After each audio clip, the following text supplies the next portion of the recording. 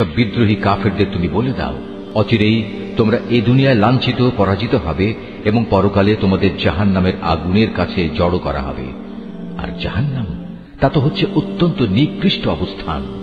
সে দল দুটোর মধ্যে তোমাদের জন্য শিক্ষণীয় কিছু নিদর্শন মজুদ ছিল, যারা বদরের সম্মুখ সমরে একে অপরের সামনাসামনি হয়েছিল।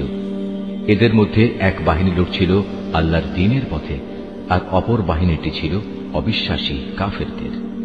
এই সম্মুখ সমর তারা চর্মচক্ষু দিয়ে তাদের প্রতিপক্ষকে তাদের দ্বিগুণ দেখতে পাচ্ছিল।